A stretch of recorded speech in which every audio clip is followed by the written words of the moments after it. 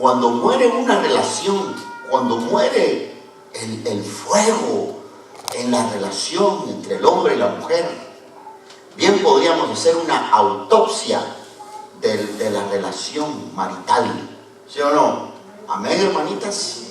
Bien se puede, porque está bien muerto, y cuando algo está muerto, ¿qué pasa? Hasta huele mal, ¿ah? Hasta huele mal. Mire, somos responsables nosotros, los que tenemos relación con los demás, de mantener viva la relación, para que no nos tengan que hacer una autopsia después. Estos ya están bien muertos emocionalmente. Esta iglesia está bien muerta emocionalmente. Esta relación entre este hombre y esta mujer, ya si no hacen nada ahí, se va a morir. ¿Ya? Para eso sirve una autopsia. Am I making sense tonight, hermano? Para eso, vean, yo estaba analizando estos puntos de la iglesia que eran, Dios estaba encargando de que hubiera pureza en la iglesia era dadivosa, la iglesia avisaba a los demás, la iglesia eran íntegros, caminaban bien, había poder del Señor, poder del Espíritu Santo. Todo esto mantenía la iglesia viva. Si nosotros dejamos que eso no es, si nosotros, hermanos, descuidamos esas áreas en la iglesia, lo más seguro es que nosotros en algunos años más adelante, Dios no lo quiera, y que se me tuerza la lengua, que nos van a querer hacer una autopsia a nosotros también, ¿verdad? ¿Ya? Ahora, ¿cuántos son parte del pueblo de Dios, hermano? ¿Cuántos se sienten parte de la congregación, pueblo de Dios?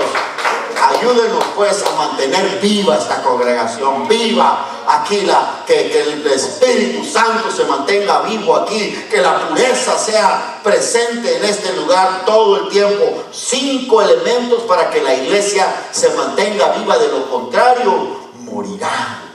Qué triste es cuando se cierra una congregación, cuando el ministerio ya va cuesta abajo y no hacen nada las iglesias para que se vuelva a levantar el espíritu.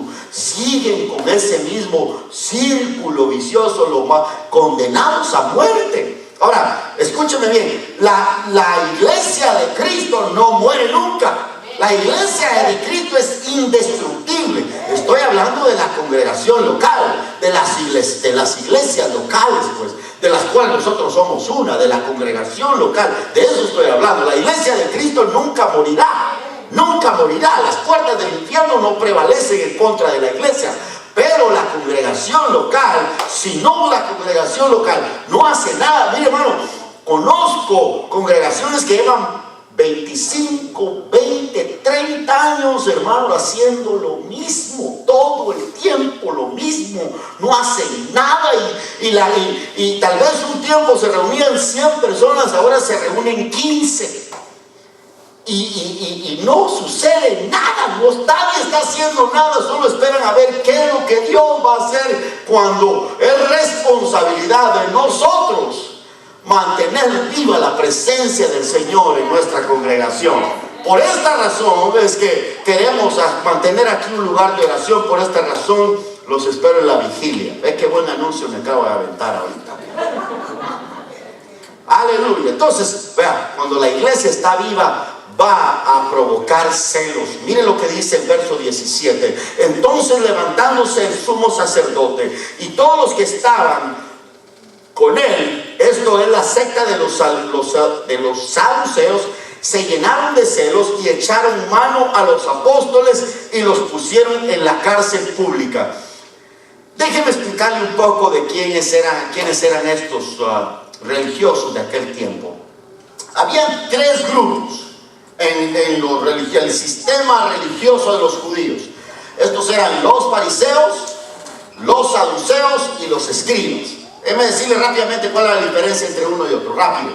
Los fariseos, ellos abrazaban desde el libro de Génesis hasta el libro de Malaquías. Todo el Antiguo Testamento ellos lo enseñaban, casi se lo sabían de memoria. La secta de los fariseos era fuerte, era la más grande de ese tiempo, y ellos ocupaban los puestos del sumo sacerdote, del sumo sacerdocio. Luego teníamos el grupo de los saduceos. Los saduceos solamente aceptaban los primeros 5 libros de la Biblia. Ellos solo aceptaban del Génesis hasta el Deuteronomio. Ellos lo único que abrazaban era la ley de Moisés, los primeros 5 libros de la Biblia. Ahora, el grupo de los escribas, tal vez era el más pequeño de los 3, los escribas se dedicaban a hacer copias de todo el Antiguo Testamento. Ellos analizaban palabra por palabra y todo lo memorizaban. Estos eran los 3 grupos élite, los grupos religiosos rematados de aquel tiempo. El sistema político de Roma era la que ocupaba Israel en aquel tiempo. Roma era la potencia mundial. Roma tenía el sistema de que ellos gobernaban al mundo, pero le dejaban a los pueblos mantener su religión. Ellos no se metían con la religión, ellos solamente querían los taxes, ellos solamente querían el dinero, ellos solamente querían la contribución que el pueblo le pudiera dar, solamente querían el billete, pues. Pero cuando se trataba de religión, ellos dejaban que cada pueblo tuviera su propia religión. A los fariseos, los escribas y los saduceos, esto les convenía porque Roma les daba a ellos su lugar. Y ellos caminaban en medio de las calles sintiéndose muy arriba de los demás. Esta gente se sabía el Antiguo Testamento, como le digo, de memoria. Pero esta gente no tenía amor para los pecadores. Ellos se sentían muy por encima de los demás. Por esto Jesús siempre les decía: ustedes son unos hipócritas. Ustedes ponen cargas en la gente que ni ustedes mismos pueden llevar. Ustedes no tienen amor para los pecadores. El Señor siempre estaba recibiendo constante ataque de los fariseos, los escribas y los saduceos. Los saduceos no creían en la resurrección. Los fariseos sí creían en la resurrección. Fueron los saduceos los que le vinieron a preguntar a Jesús. Mira, Jesús, le dijeron: y si un hombre ha sido si una mujer ha estado casada con este hombre, luego estuvo casada con este hombre, se murió, luego este hombre se murió, ¿cuál de los 3 va a ser su marido allá en el cielo? Jesús le respondió y le dijo así: mira, de ninguno, le dijo el Señor, porque en el cielo no se darán en casamiento, nadie se va a casar ni se darán en casamiento, porque seremos como los ángeles, les dijo el Señor. No va a haber casamiento en el cielo. Ya, es lo que dice la palabra del Señor. Ahora, estos saduceos vinieron y le preguntaron esto a Jesús por buscar ocasión en contra de él, porque ellos ni siquiera creían en la resurrección. Ahora bien, pero cuando se trataba de ponerse en contra de alguien, entonces se unían los 3 grupos: los fariseos, los saduceos y los escribas. Entonces, ¿no le ha pasado a usted que cuando tienes problemas con alguien en el trabajo, se te juntan 3 ahí para estar atacándote a ti? ¿No te ha pasado eso? ¿Sí, verdad? Aquella que tal vez ni se hablaban de estas 2, pero ahora como las 2 son tus enemigas, allá se juntan, ¿ah? ¿No le ha pasado a usted eso? Ya, pues así sucedía ya. Ahora están los 3 grupos, el sumo sacerdote y los que estaban con él. Ahora los saduceos y los escribas, todos estaban juntos, tuvieron celos de los apóstoles. Fíjese bien, los apóstoles llegaban al templo y en el atrio del templo, en el courtyard, pues, en los atrios, ahí en el patio, ahí predicaban el evangelio. Ahí era donde los enfermos eran sanados. Ahí era donde se estaba moviendo el Espíritu Santo. Ahí era donde ellos predicaban la palabra, allí en ese lugar. Y los sacerdotes, los religiosos de aquel tiempo empezaron a llenarse de celos. Fíjese pues, qué hipocresía. Personas que dicen amar a Dios, pero se ponen celosos cuando a otros les está yendo bien. Personas que dicen amar a Dios y se ponen en competencia religiosa. Qué cosa más ridícula, ¿no? Estaban en competencia ahí, y como ellos sí tenían el respaldo de Roma para meter personas a la cárcel, vinieron y acusaron a los apóstoles, a Pedro y a Juan específicamente en este caso, y los metieron a la cárcel. Dijeron que ellos estaban agitando al pueblo, de que ellos estaban causando revuelta en el pueblo, y los echaron a la cárcel. Pero Jesús dijo esto allá en Mateo capítulo 5, verso 11 al 12. Dijo el Señor: bienaventurados sois cuando por mi causa os vituperen y os persigan y digan toda clase de mal contra vosotros mintiendo. Gozaos y alegraos, porque vuestro galardón es grande en los cielos, porque así persiguieron a los apóstoles que fueron antes de vosotros. Jesús había prometido pues que bienaventurado eres cuando alguien te rechaza. Tú eres bienaventurado cuando alguien te trata mal por causa de Cristo. La Biblia enseña que Dios tiene un galardón para ti. La Biblia enseña que Dios te va a cuidar. La Biblia enseña que Dios tiene recompensa para ti si por causa de Él tú eres perseguido, si por causa de Él tú eres insultado, si por causa de Él tú eres rechazado, si la gente se burla de ti porque tú estás hablando de Jesucristo. Dios promete en Mateo capítulo 5 de que tú eres bienaventurado y tú vas a recibir un galardón, una recompensa. Por eso, hermano, mire, cuando tú le hablas de Cristo a alguien y la persona te rechaza, no te enojes con él. No, tú no lo tomes personal, porque no te está rechazando a ti, están rechazando al Señor Jesús. Ya, usted no se enoje, que no le quite el sueño eso cuando tú eres rechazado por los demás o las personas se burlan de ti, porque no te están rechazando a ti, están rechazando al Rey de Reyes y Señor de Señores. Ya, tú deseas lo mejor, tú quieres verles bien, tú quieres ver que ellos estén levantados, que ellos también tengan una relación con Cristo, tú quieres que ellos sean bendecidos, pero las personas no saben valorar eso y pues ni modo, ¿qué vamos a hacer? Ya, pero uno no lo debe tomar personal, rechazan al Señor. Entonces, fíjese, sucede algo hermoso ahí, se cumple la palabra del Señor. Bienaventurado eres cuando tú eres perseguido por causa de Cristo. Dice la palabra, fíjese, los echaron en la cárcel pública e inmediatamente llegó un ángel y les sacó de la cárcel. Ya, Dios envió a uno de sus ángeles. Dice la palabra del Señor que Él a sus ángeles enviará para que cuiden de ti. Salmo 34, verso 7 dice: el ángel de Jehová acampa alrededor de los que le temen y los defiende. De manera que Dios envió un ángel, el ángel fue y sacó su llave divina ahí y abrió el calabozo y aquellos están otra vez afuera, pero el ángel los libertó con un propósito. Usted va a leer allí en la palabra del Señor, en el verso 29, no, perdón, ¿dónde estoy? En el verso 18 al 21 fueron libertados ellos, pero con una misión. Dice que vinieron ellos en el verso 20 y puestos en pie en el templo, anunciar al pueblo todas las palabras de esta vida. El ángel los libertó, pero les dio una misión: ustedes continúen predicando el evangelio, continúen anunciando las palabras de esta vida, continúen anunciando el mensaje del Señor. Y dice que la palabra del Señor que inmediatamente que fueron ellos libertados, a la mañana siguiente se fueron los apóstoles al templo otra vez a predicar. Fíjese, aquí sucede algo curioso. Este texto es narrativo.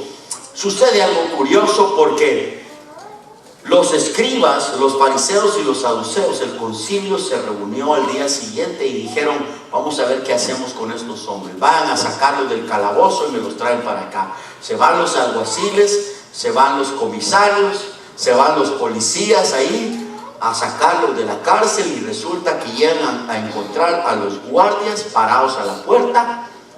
Llegan, encuentran todo en su lugar, nada ha sido roto, nada ha sido cortado, no ha habido explosiones, no ha sucedido nada. Simple y sencillamente los presos ya no están.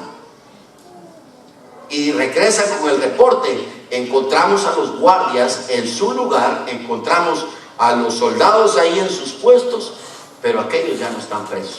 Dios los libertó. Dios los sacó de ahí. Dios vino y los sacó de ahí. Imagínense qué frustrados llegaron, regresaron al reporte allí y le vinieron a decir a los religiosos: mira, no están los presos. Y de ahí aparece otro grupo, llegan corriendo: miren, los que metimos ayer presos, ahí están en el templo predicando otra vez. Porque, vea, cuando la iglesia iglesia está dispuesta a hablar el mensaje de Cristo, nadie lo puede parar. Nadie lo puede parar. Si la iglesia, mire, si la iglesia, nosotros permanecemos determinados a hablar a las personas de Jesucristo, Dios siempre va a respaldar el trabajo de la iglesia. Dios siempre te va a respaldar. Pero vea, mire, hermano, déjeme decirle algo aquí, un error que nosotros cometemos. Usted me va a corregir, no me corrija ahorita, pero allá al rato me corrige si estoy equivocado, ¿ok? Un grave error que nosotros cometemos es que nosotros le hablamos a la gente de nuestra iglesia y no les hablamos de Cristo. ¿Ve la diferencia? Muchas veces nosotros solo le decimos, mira, fíjate que estoy yendo a la iglesia y vieras qué bonita está la iglesia, y vieras qué bonito cantan los hermanos, y vieras qué bonito predican, y vieras qué bonito esto, y vieras qué bonito lo otro, y vieras qué bonito, y casi no usamos, mira, yo he encontrado a Cristo Jesús. Yo he encontrado al Rey de Reyes y Señor de Señores. Cristo vive en mi corazón. El Señor ha transformado mi vida. Es Dios el que está haciendo cosas en la iglesia. Eso es diferente. Nosotros regularmente anunciamos que vieras qué bonito edificio, vieras qué bonito instrumento, vieras qué bonito es. Y mire, el problema con eso es que todo el mundo tiene una iglesia, ¿verdad? El problema con eso es que el testigo de Jehová va a decir, pues si es por la iglesia, yo también tengo una iglesia. El mormón va a decir, no, la iglesia verdadera somos nosotros. ¿Ya? El católico va a decir, no, pero mire, yo también dejé la tomada, yo también dejé las drogas, yo también dejé todo esto en la iglesia católica. Ese es el problema cuando nosotros solamente anunciamos la iglesia. Pero cuando la iglesia, hermano, tiene como centro de atención a Cristo Jesús, entonces es diferente. Cuando uno dice, mira, yo te quiero presentar al hombre que cambió mi vida, Cristo Jesús. A él, déjame hablarte de él. Él se mueve ahí en nuestra iglesia. Él se mueve, Él se manifiesta ahí en el lugar donde nosotros estamos. Él es el que mantiene vivo ahí. A mí no me importa ahí cuánto estudio tenga el pastor, cuánto eso, pero Dios se mueve ahí. Esta es la diferencia. Esto es lo que hace la diferencia. Cuando uno le dice a la gente, mira, el Señor ha transformado mi vida. Esto, hermano, esto tiene impacto y es esto lo que el Señor va a respaldar, porque Dios ha prometido, el que me confesare delante de los hombres, yo le confesaré delante de mi Padre. Pero el que me negare delante de los hombres, yo le negaré también delante de mi Padre. Hermanos amados, eso pues era lo que estaba pasando aquí. El ángel les dijo, los libertó y les dijo, vayan ustedes a seguir anunciando estas palabras de vida. Y al día siguiente aquellos sin titubear estaban predicando el mensaje, a pesar que los acababan de sacar de la cárcel. Otro día era así, no, pues me llevaron al bote por eso, mejor ya no sigo, ¿no? No, el Señor pagó la multa, no, la fianza, y están otra vez predicando. Ahora ya vienen los soldados y ya le entraron con respeto. Se fueron los soldados a sacarlos del templo, pero dice la palabra que ya se les arrimaron así y no los tomaron con violencia a los apóstoles, porque tenían un gran grupo de oyentes y tenían miedo, dice la palabra, que si los agarraban con violencia a los apóstoles, la gente los podía agarrar a pedradas. Fíjense pues, hasta las autoridades ahora están siendo impactadas. Yo me imagino que se les arrimaron ahí, mire, don Pedro, acompáñenme mejor. Véngase don Pedro, véngase don Juan, porque ya calmado, no se preocupe, no le vamos a hacer daño. No tenga miedo usted, pero es que lo llaman allá los sacerdotes, véngase con nosotros. Se usa su imaginación, pero véngase con nosotros, don Pedro, don Juan, háganos favor. Ya, parecía puro policía de Guatemala, ¿verdad?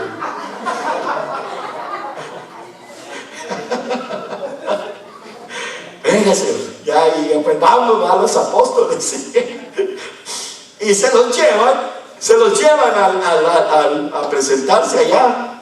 Y dice que les dijeron esto, miren, Y no les mandamos nosotros a ustedes, pues, que dejaran de hablar de ese Jesús. Ustedes andan diciendo que nosotros lo crucificamos, ustedes nos quieren echar la sangre de ese Jesús sobre nosotros. Ustedes andan alborotando al pueblo. Ustedes andan causando revuelta. Ustedes están enseñando algo que nosotros no enseñamos. Mire, hermano, cómo se enoja la gente cuando uno los prueba que están equivocados. ¿Ya? Cuando uno prueba, por ejemplo, tantas falsas doctrinas que se enseñan hoy en día. Si por algo he sido atacado yo, es cuando le muestro a las personas con la palabra, con la Biblia, cuán equivocados están. Ya, y no me refiero a otras religiones, me refiero a las personas que se hacen llamar cristianos, maestros, que se hacen llamar bíblicos y que, ay, Dios mío, ya, cómo se enojan. Y aquí estos apóstoles estaban hablando de que el Mesías ya había venido y que el Mesías de Israel era Jesús y que los religiosos de aquel tiempo lo habían matado.